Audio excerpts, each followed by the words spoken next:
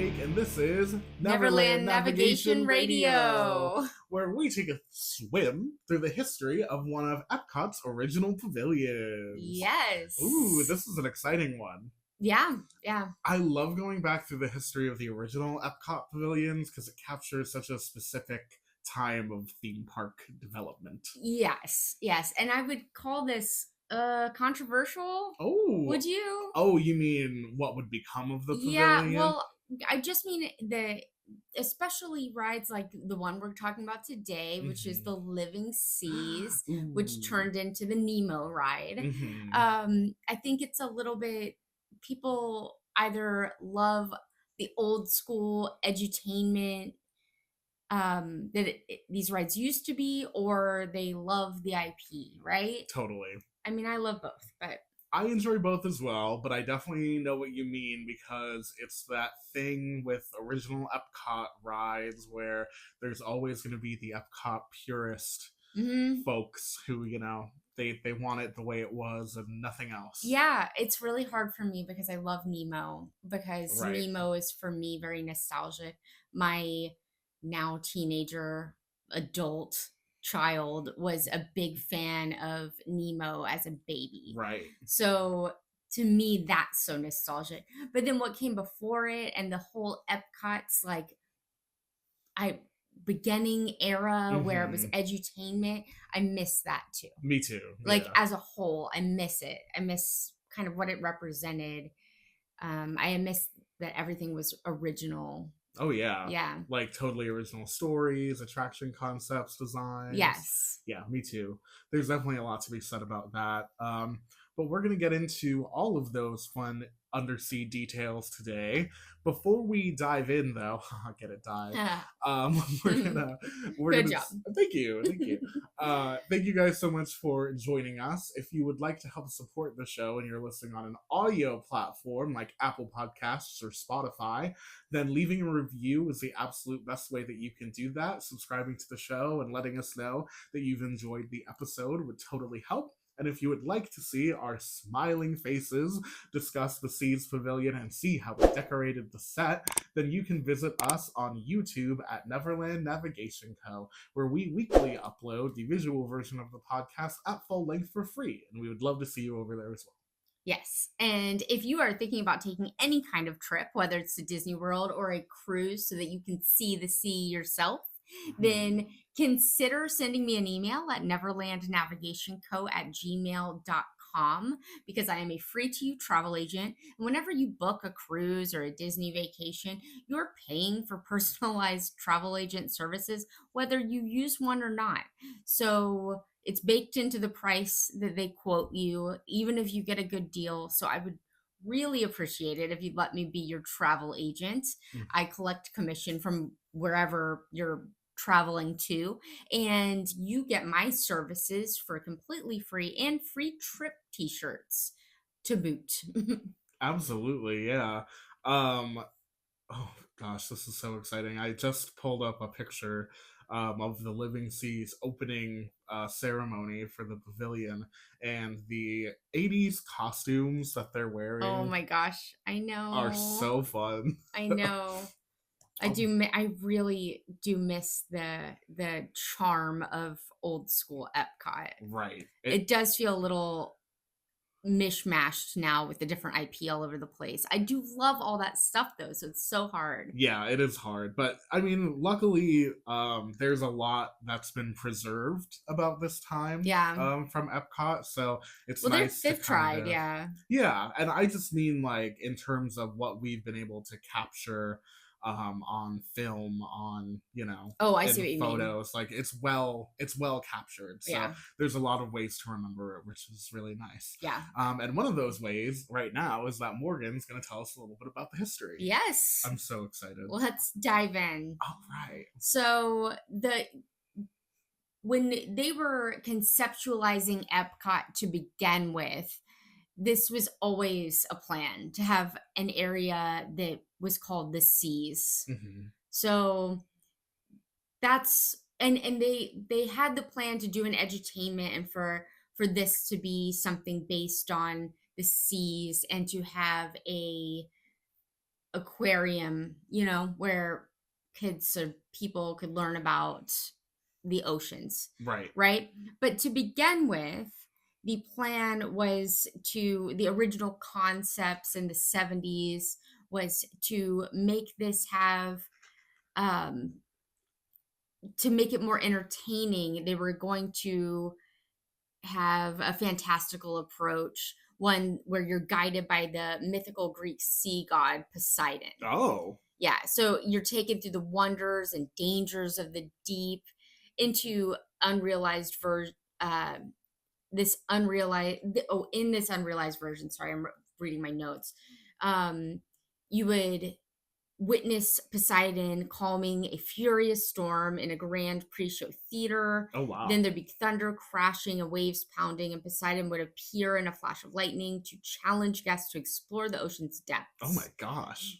Yeah. Then he would reveal an entire underwater kingdom as the theater rotated, and the reveal would lead to load stations for an omni-mover ride vehicle that was shaped like clear glass bubbles. Cool. This is just what they were planning to do. Right. Wow. So obviously none of this came to fruition, but I'm going to continue because I think it's fascinating. And clearly they got very far in the conceptualization of this. But the ride would have been an epic dark ride, rivaling Epcot's most elaborate attractions. Guests in the bubble-shaped vehicles would journey through the scenes of marine life, shipwrecks, and peril. Concept art showed moments like animatronic sharks attacking the ride vehicle. The grand finale on this fantasy ride was to be a glide into a transparent tube inside a huge aquarium surrounded 360 by live fish. Wow. Yeah. But from there, guests would disembark into the SeaBase Alpha, which did come to fruition, envisioned in the concept art as a futuristic undersea research station under the glass domed roof of the center of the tank. And then, notably, an underwater restaurant was planned as part of the pavilion from the start, from the 70s. Cool. An idea that did make it also. So, wow, what a concept. Yeah. And of course, that didn't come to fruition, but I love these kind of like imagining what if, you know what I mean? Yeah, to hear the first round of ideas, draft, right, for this, it did end up being so different. We're looking at a little bit of the concept art now. You can see the glass bubble ride vehicle situation, and wow, what a different aesthetic than what they ended up going with. Yeah. You know what this reminds me of a little bit? What? Did you ever experience a walkthrough attraction called Poseidon's Fury at Islands of Adventure? Yeah, it reminds me of that too. Oh yeah, I feel like being led by Poseidon on this adventure, and the theater in the round aspect is so reminiscent of that. It's kind of crazy. Yes. Yeah, wow. Well, I never knew that this was like a mythological base for this. I didn't know this until doing a bunch of research either. And I do want to give credit to Park Lore. I got some of my information from Park Lore and .com and some of my information from DisneyAvenue.com. Amazing. Yeah. Very, very fascinating information. I super love this. They ultimately decided that this was too fanciful for Epcot, because Epcot was going to be science-based. Yeah. Okay. Got it. I mean, and now we've got talking fish. I know, it's it's so funny how yeah. So they decided to abandon the Poseidon because it was too crazy and fanciful, and they wanted their science in there, which is what it was like in the beginning. It was sciencey. It was edutainment. Yeah. And they didn't want to have a fake character in there. Wow. How far we've come.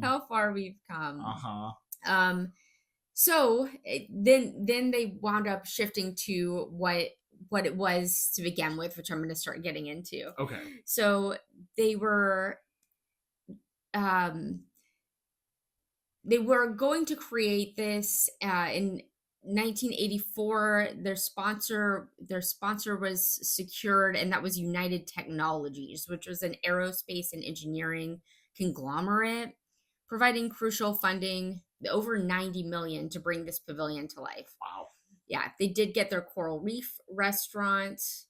I believe that's been there since the very beginning. Hmm. And so the ride it was so much. It was more than a ride. You know what Right. I mean?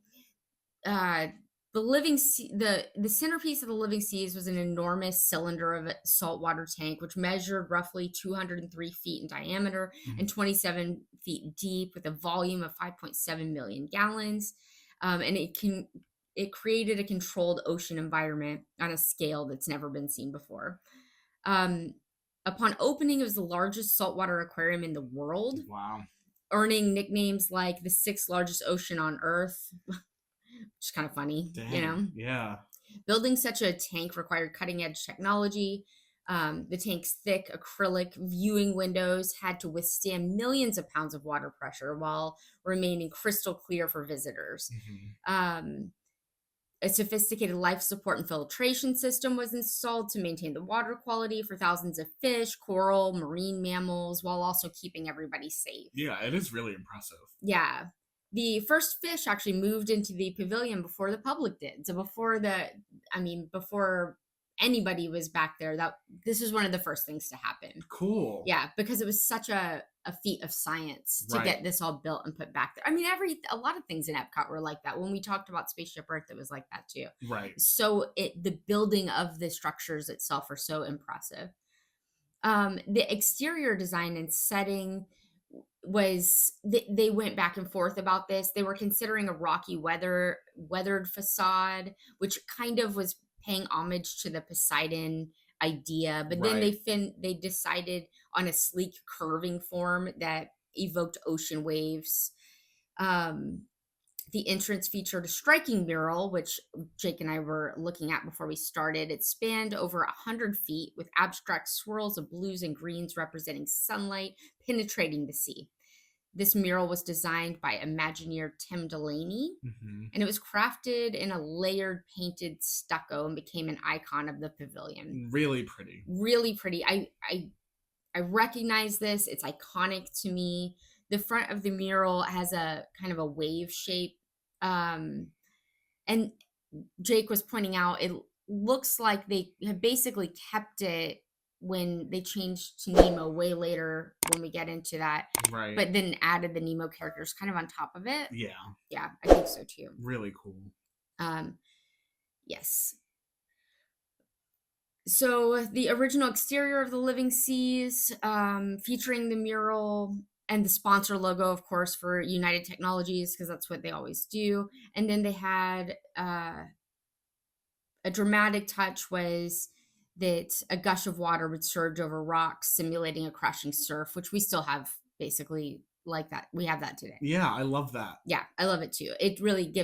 It helps with the ambiance because it's not just something cool to look at; it's also the noise. Yeah, the Even noise. before the mine. Oh yeah, before the seagulls. I also like that it provides a little mist. Yeah, I do too. Yeah, The atmospheric noise is really nice. Yeah. yeah. Um, so the pavilion's lead designer was also Tim Delaney for the whole thing, not just the mural. And I feel like the ambiance of this is just so, I don't know, it just puts you in the right vibe. Yeah. Yeah. Um, Hold on, I gotta get to my right part of my notes. Okay, so the Living Seas Pavilion officially opened on January 15th, 1986. So it wasn't an opening day. Okay, got it. Yeah. Um, Okay, that's why it had its own opening ceremony. yes. That makes sense. Right. And the opening ceremony had Disney CEO Michael Eisner and Disney President Frank Wells on hand for a special underwater ribbon cutting. Oh, cool. Yeah. At the opening, the pavilion was home to around 4,000 sea creatures already, Cool. representing over 200 species, a living collection that would continue to grow in subsequent years. The center's most immersive attraction sequences uh, were not just the aquariums where you could go see, but you would kind of participate in this adventure that had multiple stages. There was a queue and pre-show, and when you would walk in, you would pass an exhibit filled queue chronicling humankind's history with the ocean, Displays of ancient sailing ships, diving equipment, and marine fossils built the narrative that the oceans are the final frontier on our planet. Cool. The pre-show was an in the round blue lit theater. We've seen a couple of these in the round theaters in a lot of the different history projects we do, Yeah. where an 8-minute film called The Sea was shown. This movie had it transported viewers back to the cosmic origins of Earth's oceans. Try to imagine it began somewhere in the endless reaches of the universe, a small sphere cooling in the coldness of space. That's how it began, and it depicted the primeval seas forming, and then the emergence of life in the oceans and the crucial role of phytoplankton in creating oxygen. Then it fast forwards to the age of ocean exploration, showing how curiosity and technology led humans from early ships to deep sea submersibles. My lord, this is so old school Epcot. So can you imagine this educational. now? Yeah. Like a 9-minute, like, You think anybody do it? educational I guess, film? yeah, if you didn't have a choice, like, yeah. Yeah. I don't recall this from my childhood. Like, I don't have any memories of doing it. Maybe we didn't. I don't think so. I think, I don't know if you encountered this. I think as time went on, they did phase out the pre-show. They did. Which is unfortunate. They actually phased out the hydrolators too. I know. I can't believe. I know. That's the thing I remembered, I think. What else is it out there now where you can just walk through? We've done this before. Well, that's how it was with Maelstrom, is people would always walk past. Well, yes. The fault in that was having it at the end. Right. On Maelstrom, the show was at the very end of the ride, and you could just walk through. What are they going to do? You know what I mean? You're not going to miss anything. But for this, when they stopped doing the hydrolators, it's like you still had to walk through the hydrolators to get to the ride. Right. So there's something else I've done this on before. Where you just kind of bypass the pre-show? Yeah. Oh, I can't recall, though. And maybe it wasn't because they were phasing it out. Maybe it was because it was just broken or something. That does sound That familiar. has happened to us even at Minnie and the Runaway Railway. Yeah, where the pre-show's down, so you just kind of walk through and you're like, dang. I know. Yeah. This was like a whole thing. It would, in my opinion, that's one of my favorite parts of that attraction is the pre-show. I agree. Yeah. It's happened at Guardians too. Oh, really? Oh, yeah. Where we just had to walk through and something was broken. Yeah. Anyway. Yeah, I think. But this wasn't like that. Technical. Yeah, this was. They did this because it wasn't doing well. Right. Anyway. The film's finale looked ahead to the future, inviting the audience to imagine a future of incredible adventure and discovery. For we welcome you now to the living seas. We welcome you to SeaBase Alpha. And at that moment, the theater's side doors dramatically opened, revealing the next phase of the journey. The next phase of the journey was the Hydrolators, which was the descent to SeaBase Alpha. Stepping out of the film theater, you find yourself in a transition chamber designed to simulate an underwater elevator station. Overhead, signs flashed Hydrolators to SeaBase, now boarding. The Hydrolators were a clever special effect. They were stationary elevators, much like what we have in Haunted Mansion. Okay. They created the convincing illusion of descending thousands of feet to the ocean floor. Right. Also, possibly what's happening when you go eat at what's it called? Space 220. Oh yeah, very similar vibe. If you're on an elevator at all for Space 220, you're just going like a floor. But are we on an elevator at all? I don't know. I don't know. I don't even think so. I don't necessarily think so either. Yeah. Anyway. But up to 30 guests would step inside each Hydrolator capsule, which again reminds me of the Space 220 thing or the stretching room. Although I think the stretching room probably is more like 60 or 70. Right. It featured transparent walls showing rock and water rushing by outside. I'm going to have to look up a video of this. Did you remember it? No. Okay. Not really. No. I don't even know I don't know how long it was around. As the door closed, I don't remember it either. But the Hydrolators? Yeah. I would love to at least experience this in a video form. Yeah. You know what I mean? Right. Or in your VR form if we ever get that. Ooh, cool. Yeah, that would be great. As the doors closed, the floor vibrated, and the visual effects of bubbles rising and the rocky shaft walls moving made it feel like a deep descent was underway. Pressure sounds and a slight change in air pressure added to the illusion, so much so the guests believed that their ears were popping because of the depth, which obviously can't happen because you're not moving. Wow, that's awesome. Yeah, if it's that convincing, Mm-hmm. yeah. In reality, after about 30 seconds of the simulated travel, you end up on a different level of the same building. But the effect was so well executed that it became one of those tricks that many visitors still recall. Then there's a sea cab ride called the Caribbean Coral Reef Journey. So after you exit the hydrolators, you have one more mode of transportation waiting. These are small omni-mover style ride vehicles that continuously cycled along a short track.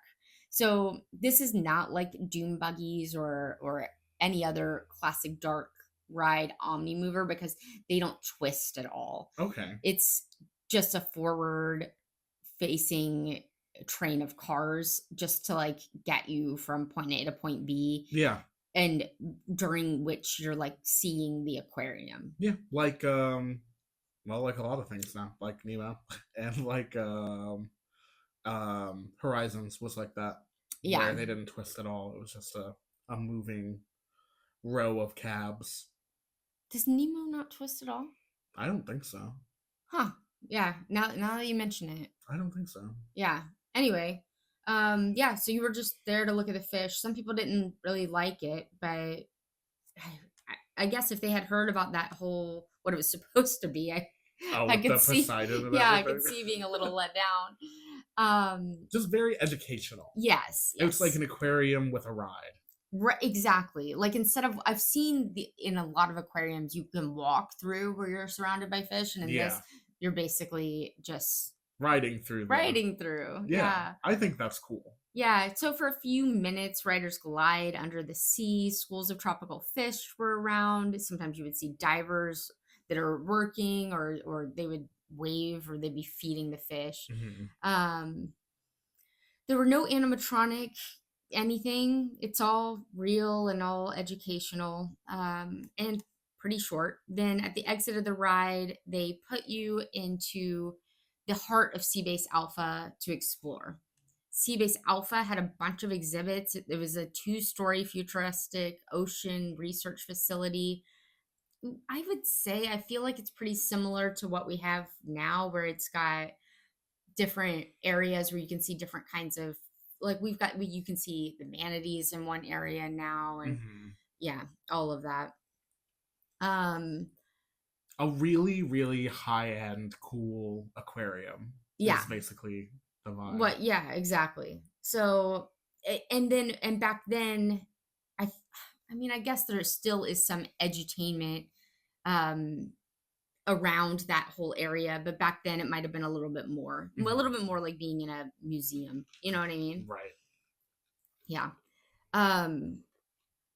Guests could watch dolphins, which is not something I ever see there now. I don't know if they aren't there, but I know that was a big part of it. Right. There's a diver lockout chamber, which you can still see. I don't know if they still use that for anything. I don't know. A real pressure chamber, where from time to time a scuba diver would enter or exit the tank. Oh, right. I do think I've seen that at some point in my life. Yeah, I don't know. I've never seen that recently. Right. I've seen video of that. Right. Maybe in the old school Living SeaBase Alpha. Yeah. I don't know if they do that anymore, but I definitely have a memory of seeing the scuba diver in that little lockout chamber tank thing and being like, oh wow, this is almost like a magic show or something. Yeah, very cool, especially if you're a kid. Right. Yeah, the cast members were in uniforms that made them look like they were researchers for SeaBase Alpha, which is a very cool immersive thing for them to do. I really like that. Yeah. The coral reef was integrated into SeaBase Alpha as well. So it must have opened then in 86. Yeah. So this was unlike any other theme park attraction. I mean, Yeah. especially back then, way more than any normal, even aquarium that was around. So this was a big deal, a big deal. Very unique, very it's like they were delivering an experience that's like a world-class educational experience. And also something that really comes to mind when you're describing this is how multi-phase everything is. Like you go see this film, the circle vision film, then Hmm. you go to this complete other room to board these hydrolators that give an illusion, Yeah. then it's the sea cab, then it's the aquarium. Like, wow, what a I know journey that it's you a go on. lot. Yeah. Yeah, yeah. You're like committing time to this pavilion to learn about. It's. I feel like Epcot used to be like a bunch of different museums Right. about. You know what I mean? You've got a Yeah. history museum and you've got a aquarium museum and all of the. But then with so much better than anything you could find in the rest of the world. And you so see why like all the school field trips Yeah. went to Epcot. Yeah. Right. Yeah. Right. Where I less understand now why a lot of the school field trips go to Universal. Oh yeah. Like what are you doing that Animal for? Kingdom might make more sense to me, but yeah. Agreed. Totally agree. Yeah. Um by the late 90s, many guests, especially locals, were welcomed the option that they were giving to skip the pre-show movie, like we had mentioned earlier. Hmm. In the mid 1990s, this started to decline in popularity. Um, It had a slow decline in attendance and upkeep, which is always how it works, and it's so sad because Yeah. I always feel like, well, you're not keeping it up. That Right. might be adding to the decline in popularity. Yeah. But Epcot started focusing more on thrilling attractions like Test Track, which opened in 1999, and Mission Space, which opened in 2003. Hmm. And then they were also integrating more recognizable entertainment with the use of IP. Right. So then the Living Seas, they didn't have they stopped having a sponsor after a while, and it remained really stuck in time, presenting and it seemed very 1980s when it wasn't the 1980s anymore. Yeah. Yeah. A lot of people still liked it for kind of the nostalgia, but kids were less engaged by it. I believe it. Yeah. I don't get it though, really. I mean, there's so much. Yeah. But I don't know. I would. I feel like aesthetically, it always held on to a very 80s type of color palette and tone. Yeah. And even like the narration and stuff of things always felt very 80s. And I think if there had been maintenance, and you know how Disney now kind of likes to try to go through an effort to every decade or so to do some type of overhaul to attractions to make them feel more thematically relevant. Yeah. I feel like if this would have received a couple of those, it might have survived for longer. Yeah. But basically, Yeah. they kind of just let it rot. It's I guess you might have a different opinion based on where you are, and because you're in Disney, you've got these super high expectations about being entertained.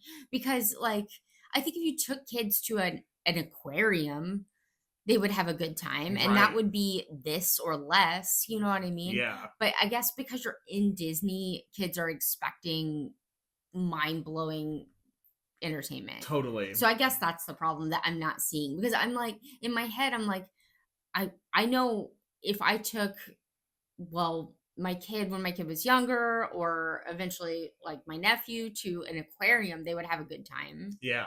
And that's essentially what this was, but I think you're totally right about the expectation yeah. bit of it, because now when kids ride the Nemo and Friends ride that is currently there now, Yeah. we see a lot of people just completely skip the aquarium Oh yeah. portion of We've it done it a altogether. bunch. Yeah. Well, there are times when, despite being super familiar with it, that we linger and check out Yeah. the aquarium. But Yeah, that's true. first time visitors walking right past the second largest aquarium in America I know. is so crazy. But I think it's because of what you're talking about. Yeah. With like Comparison. expectations. Yeah, Right. like we're in Disney. The highlight of going to the aquarium is the aquarium. Right. The highlight of going to Disney is I guess, the other stuff. rides and the Yeah, yeah. And you're characters. so busy, maybe. Yeah. Right. But I would think locals might enjoy. I mean, I I'm just to put this in perspective, was looking at going to the aquarium in Chattanooga when I was up there because my Yeah. sister lives up there, and it was so expensive. Really? Yeah. Yeah. And I was like, I don't know, Yeah. but people were like clamoring to go there Yeah. up there. Really? Yeah, and they could charge a pretty penny, not Disney expensive, but That's how it is in Atlanta. They have the yeah, largest aquarium. It was built after this, and it took the title. And it's expensive to go, yeah, and it's and people also pay it's it. a major destination there.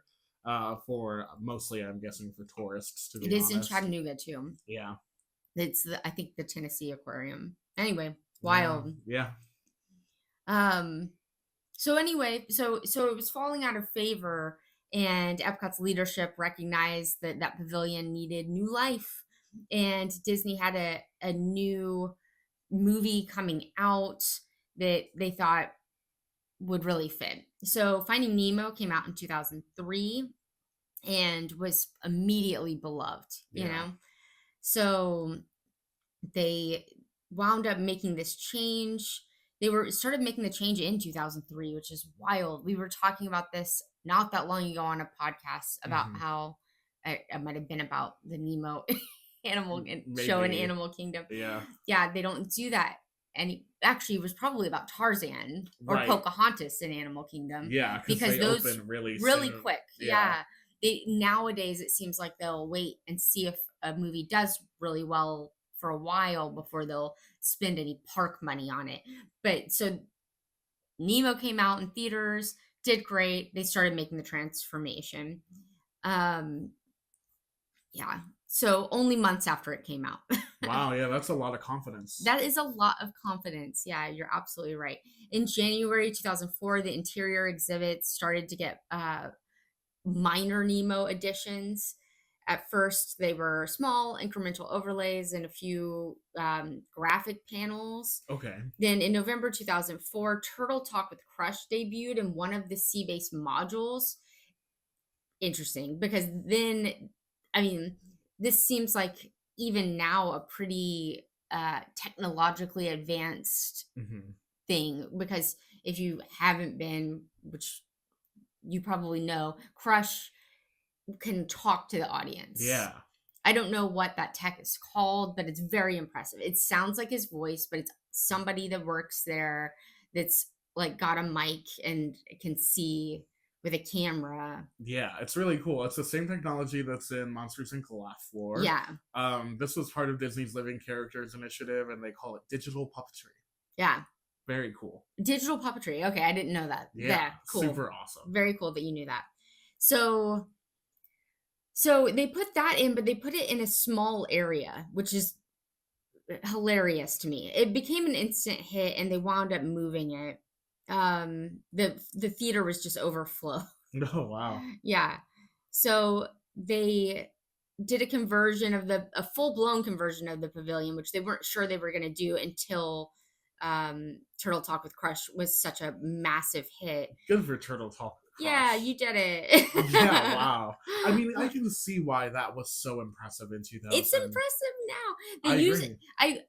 I don't go in there much because it seems like it's more for little kids, although we probably should, because kids say hilarious stuff. They do. And yeah. then I've seen TikToks. Yeah, yeah, me too. And then Crush has something funny to say, and it's great. Yeah. But they use the same technology on the Disney Cruise Line also. Oh, really? Yeah, and Okay, Crush will cool. come around and talk to you at your different tables. Oh, awesome.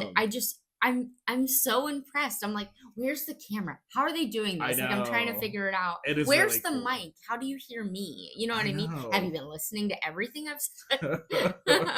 Yeah, it's crazy. It's This crazy. pavilion's so outdated. I'm just kidding. Yeah, or the ship, because yeah, they've got to have every table mic'd, right? Ooh.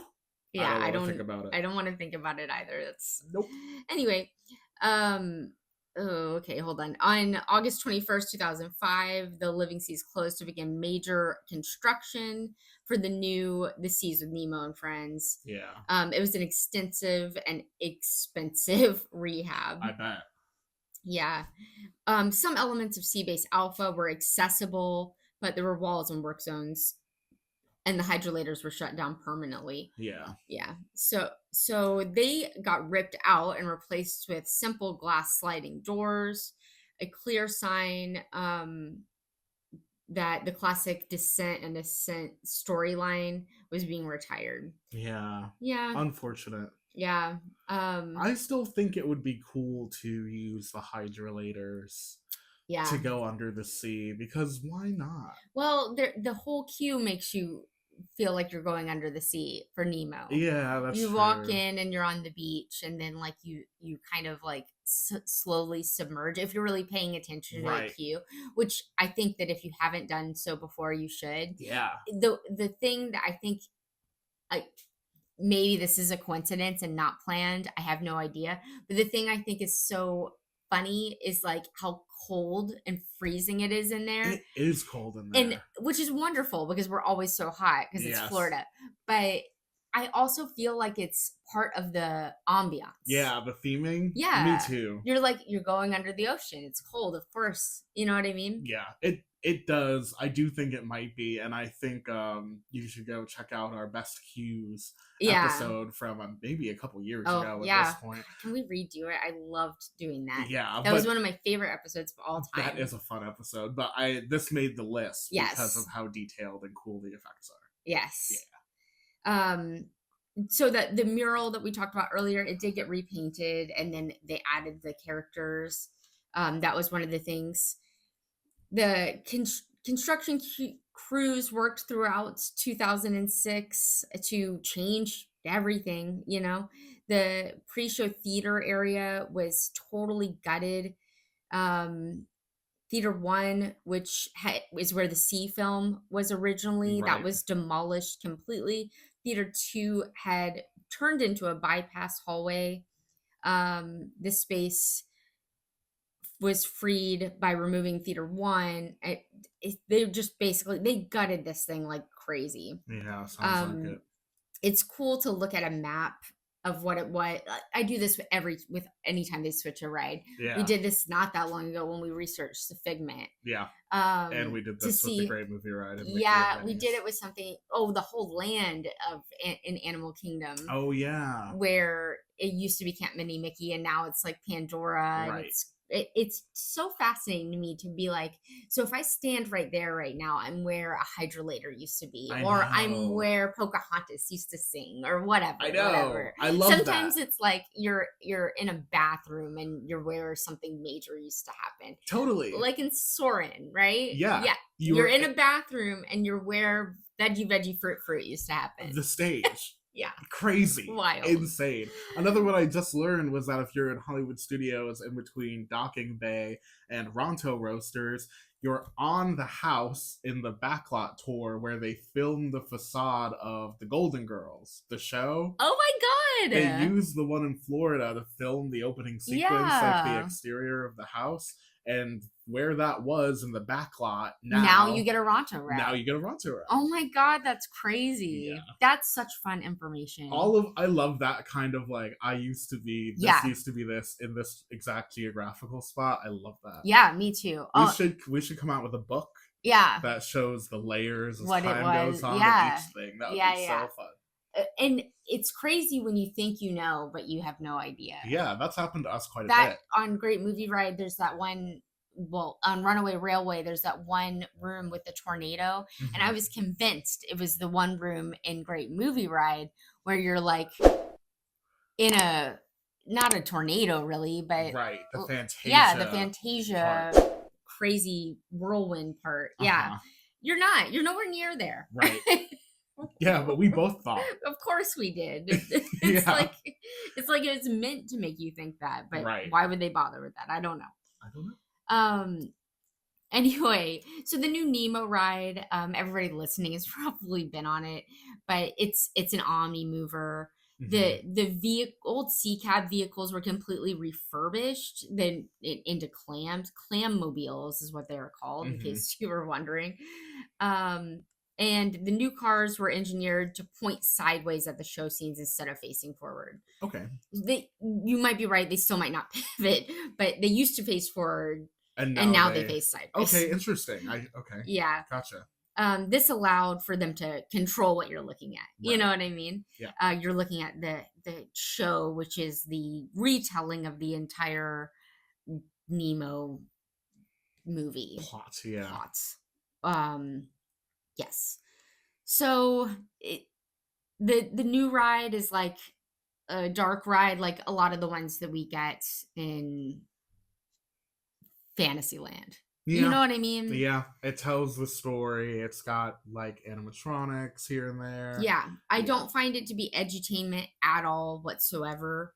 No, the pavilion is kind of edutainment. It totally is, because the ride is entertainment and the aquarium is education. Yeah, but the ride itself is definitely pure. And I do think you probably could have said that back in the day about Maelstrom as well, because the whole Maelstrom ride that was part of, the original EPCOT edutainment days. The Maelstrom ride, the ride part was about lore in Norway, which is what Frozen is. I mean, if you really think about it, it's Norway lore, right? Yeah, no? A little bit.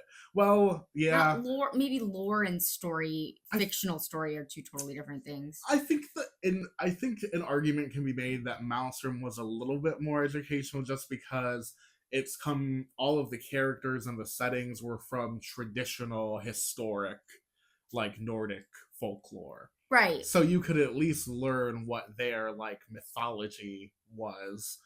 Okay, so you're saying so the difference would be, and this is what I was thinking too, is that the lore is that people actually believed this a long time ago versus the story of Frozen is completely fictional. I'm not 100% sure if people believed it to be true so much as it was like these were the folk tales that people would pass down historically in Norwegian culture. So it was culturally educational. Yeah. Frozen is maybe aesthetically educational because it keeps a lot of the like aesthetics and architecture and rose mauling, which is like that painting of like floral patterns on all the wood and stuff. All of that is still actual Norwegian culture that's maintained, but like the plot and the characters are all very like just princess movie, so it's a little different. I know it's a stretch of me to, but anyway, but Maelstrom wasn't, I don't feel like it was super the ride itself wasn't very educational. Really. Maybe a little culturally, and then there was the show afterwards that was more educational from a learning about a different culture point of view, more so I think than the ride, which seemed to be purely entertainment. And that's kind of what you get with Nemo. I agree. You get an entertainment ride and then you're dumped out into an area where you can learn all kinds of stuff. Might as well do a little learning if you want. There are plaques and even games, kind of stuff like that you can play over in these different areas of SeaBase Alpha. Is it still called that? It is. I probably found that. I just don't remember. Anyway, that has been maintained. Yes. I'm gonna say we've said this a bunch in a bunch of different episodes, but I can't not mention that the Nemo ride gave us in the Big Blue World. Oh yeah, very true. Or not gave us, but okay. Disney Parks gave us in the Big Blue World, which was not in the film. Right. But everybody thought it was. Right. So it started off on Finding Nemo, the musical, which was in Animal Kingdom. You may have heard us talk about that on a recent podcast episode. Right. And then it was also put into the ride, and it makes me so happy. Yeah, it's like a one-of-a-kind thing where like a theme park show spawned a song that got put somewhere else into a ride. Yeah, how cool. Right. I feel like that kind of thing could happen with Figment, but yeah, totally, it might. Yeah, I feel like Figment could grow as a character, especially if a movie winds up happening that isn't terrible. The Figment cinematic universe. Yeah, I look forward to it. Yeah. Oh, this does say there are still dolphins. How come we Oh, never there see are. Yeah, I dolphins? literally don't think I have in there. We should Okay. go and ask when we can see the dolphins. Yeah, I will have to look that up again separately. Yeah. I think you can swim with the dolphins there if you Yeah. like pay a, like a special event I type of thing. think that there was something like that back in the day where you could do something. Yeah, but I don't have a note on it. And yeah, I Next time you're there, ask a SeaBase Alpha researcher. yeah. Yeah. Yeah. Um so this is where, I mean, now we can talk a little bit about the old versus new, because there are people that absolutely hate new Epcot. They say Walt would be turning over in his grave, which is ridiculous. Hmm. um I don't know. I don't What do you think? Obviously, like we said at the beginning of the episode, there is a certain nostalgic edutainment charm that this pavilion had, but I think it is a little silly to overlook the fact that this pavilion had become outdated and severely underfunded at a certain point in its life, Yeah. where Disney had lost the sponsorship, so they stopped doing the regular maintenance on it. The attendance had lowered. So clearly, intervention was on its way, and it was at a time where intellectual property was being heavily injected into all areas of the park. So it was not a surprise, I don't think, to anyone Yeah. Okay. when this ended up getting updated. Yeah.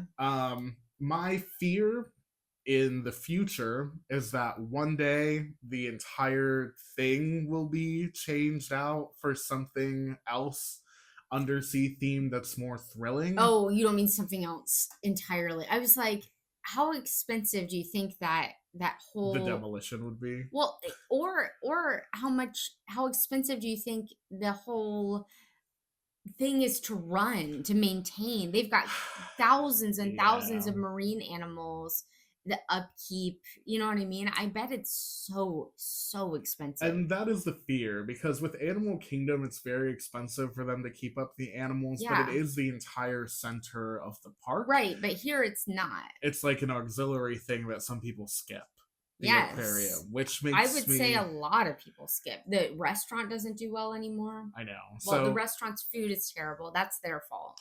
I worry about the day that this becomes Crush Coaster from Disneyland Paris, It or wouldn't even need to be, because when they renamed the different areas, they named it World Nature. World Nature. So it could be anything nature. I don't themed. even know that I think that the ocean, I feel like the ocean is a totally separate thing. Yeah, yeah, very true. They could definitely go a bunch of different directions. This, if of the things in Epcot that I think are likely to be changed one day, I definitely think this is kind of on the list, unfortunately. Yeah, I do too. It's interesting because I have no idea about the finances. On the one hand, dismantling it would be insane. It would be so expensive. Yeah, Like you said, they'd have to rehome thousands and thousands of ocean animals. right. Which is, They'd have to drain millions of gallons of water. I know. I can't even imagine how much that would cost, what that would entail. But then on the other hand, how much are they spending per day to keep it going? That's the question. That's the question. Does the Yeah. demolition and the kind of reconstruction cost, is it anything um, more than what it is on a year-to-year basis, even Yeah. to keep the attraction as it is now operational without a sponsor? There's no sponsor for Nemo and Friends or the Living Seas Pavilion, Right. so it's completely out of pocket for Disney. Yeah. Wild. So it's very interesting. I hadn't thought about the daily costs until literally just now when I said it the first time. So It's yeah, it's not an something. interesting thing. It's not something you think of when you're there, Right. but now that you bring it up, it's like, gosh, I'm Like, sure it's a lot. I was like, could this go away? It would be very expensive to dismantle. And then I was like, oh, I can't even, it must cost, I can't even imagine. Yeah, it's expensive now, I'm sure. Yeah, kind of mind blowing that it's still a thing. I know, and the attendance is like not amazing, which No, is even with it being Nemo, it's not amazing. right. Um, So look to this to become Moana or something, maybe. Yeah. I have no idea. It's wild. Yeah. Um, who knows? Who knows? Maybe it's not as expensive as I'm thinking it is to maintain. I don't know. They've got to keep the temperature regulate. I don't know.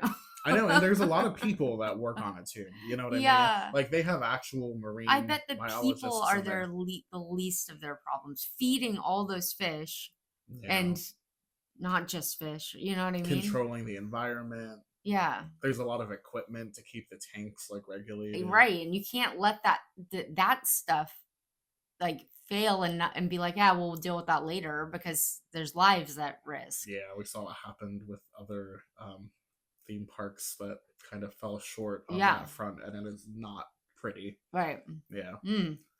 Interesting. Anyway, we got into a really weird what will the future hold. Yeah, it's something I have thought about before. Oh, have you? Yes, because I walk through that aquarium and I see how few people are in there sometimes. And I'm like, what? Yeah. We always think about that kind of thing when a ride isn't doing well, and yeah, we do. But this since it's not just a ride; it's a whole pavilion. Right. I hadn't really thought about it. Yeah, it's crazy to think about, but EPCOT is probably going to be around for a really long time. Oh yeah, EPCOT's amazing. Right. All right, well, that's really all I've got. That was really, really fascinating. We went from Poseidon to edutainment to Nemo in like 40 minutes. That was crazy. I didn't know so much about that about the Living Seas. Did you guys know that this was going to be like a Poseidon show, then ride type situation, hybrid? How cool. Yeah. Yeah, this is a really interesting...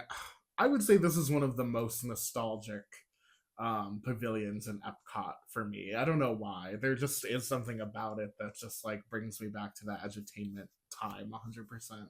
Yeah, the big aquarium vibes must be it. Big aquarium, yeah. The big mural thing, I think. Yeah.